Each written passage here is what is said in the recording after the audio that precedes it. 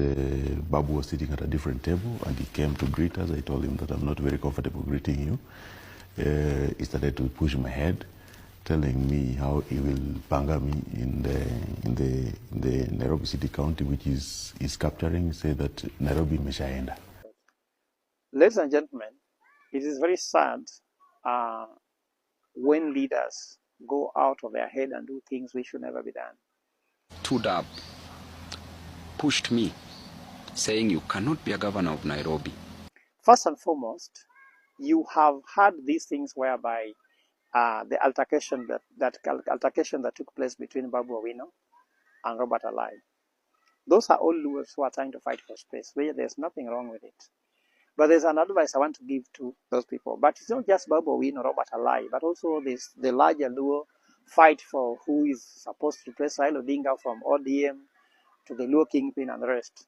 These are useless things to talk about at the moment, really, on who should take out from Raila Odinga. Raila Odinga was the son of Odinga. The person to take over from him is his son, as the son of Odinga. But Kenyan leadership cannot be determined by families. There's nothing like this is not a monarchy.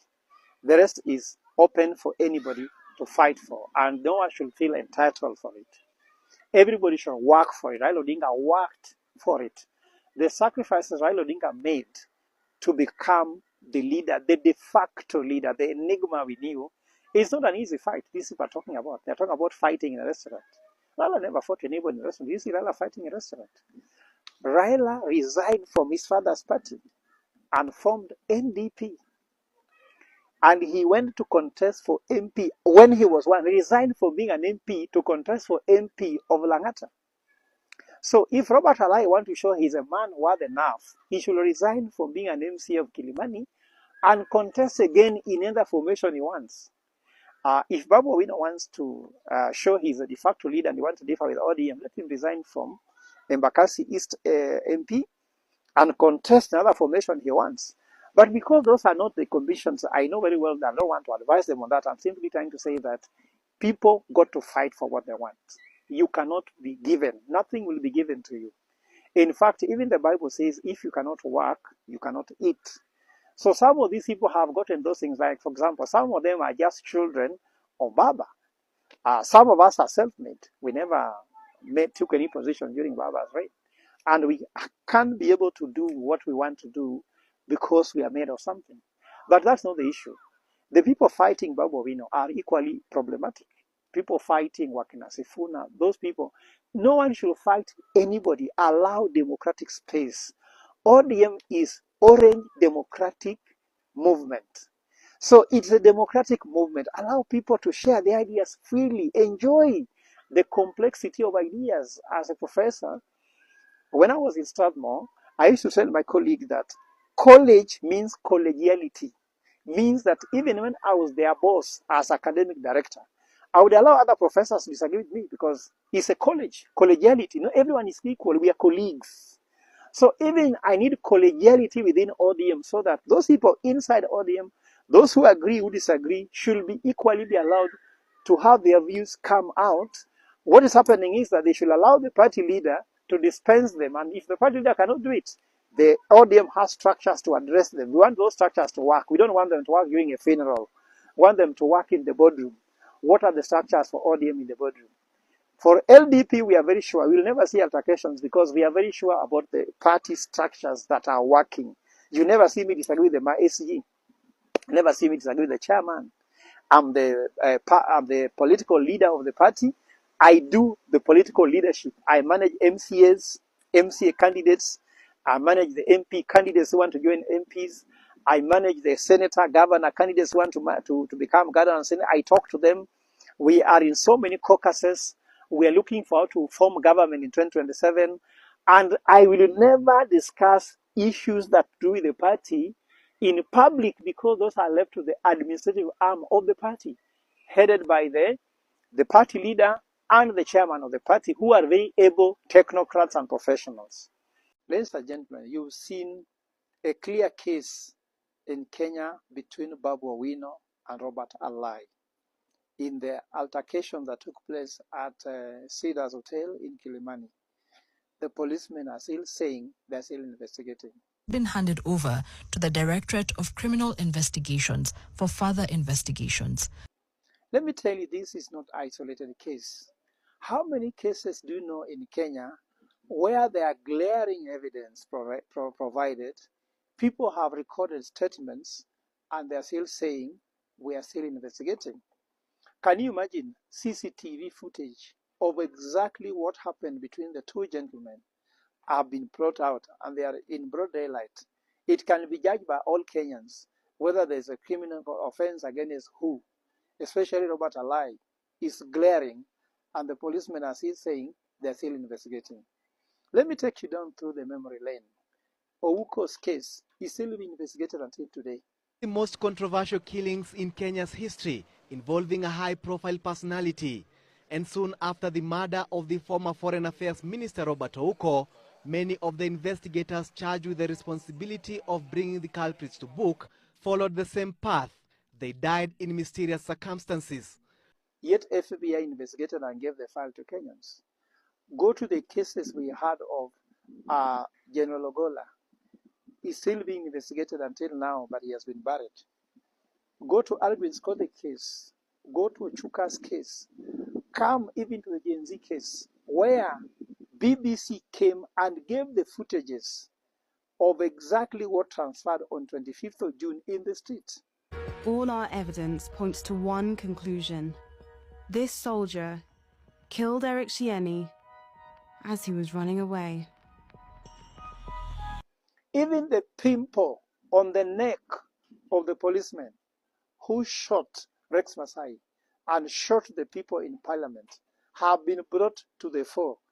They are still investigating. Is that you, the one in blue? Yeah. I'm not the only one. Show us the next picture. Still not you? Not me. Murangiri did not change his tune even after comparisons to a birthmark on his face were made. Albert Ojwang's case, which was investigated, he died in a police cell. The case is still being investigated. And go even to the Julia Njoki's case. Count all those cases we know of. They are still being investigated. What is the policeman investigating when you can see glaringly in the case between Robert Alai and Babu Owino in a CCTV footage, which has been given, that no one can actually be able to do what? To change. What are they saying investigating? Is a criminal activity investigatable? Why are they taking too long to investigate this one? Go even to the cases whereby the government has interest. Investigation takes place fast and swift. Look at the case when they say Nuru Kanga abused the president. Your Honor, the first video is from Deep Media.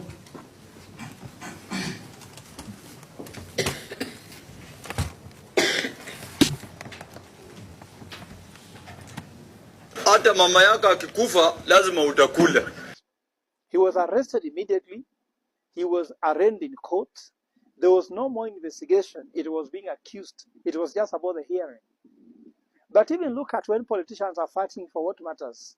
When they steal election, in election, can you imagine, immediately elections are announced? For example, Raila case with Uhuru, Raila case with Ruto. He went to court. Within no time, investigations were done, evidence was presented, and the court determined the outcome. In one case, in two cases, they were kept going. Another case was nullified, the case of 2017. What are they investigating? What do policemen take time investigating on when there's all evidence glaring? But even my grandmother in the village in Ugenya can tell that this is a case of violation. What they want to investigate, they do investigate, and they do it very fast, and they bring evidence. What they do not want, they don't. And are they still looking for who has more money between the two of them? Who can offer more money, or who can offer more help? Or is it that because they have discovered that Robert Alai is the offender, and Robert Alai is the broad-based government, and therefore he is untouchable? What are they investigating?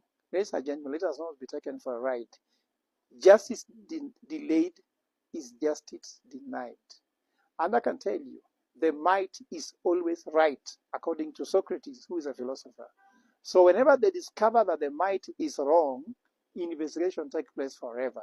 When the might is right, they move very fast. If the might has something to lose, they investigate forever and kill the evidence. Later they tell you, you forget, let's move on. Forget and move on is what is going on. But whenever they know that they are right and they have evidence, investigation takes place like lightning. Ladies and gentlemen, let us stop all this nonsense of police investigations. When we take over government as LDP, we shall ensure that the law works for everybody, no matter where you come from, no matter what is your color, no matter how connected you are. Everybody must be brought to book, regardless of your interest, regardless of what are the matter.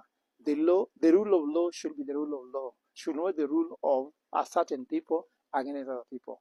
For now, I want to wish you all the best in 2026. Let us not keep our eyes closed, because injustice cannot continue happening while we watch. God bless you. God bless Kenya.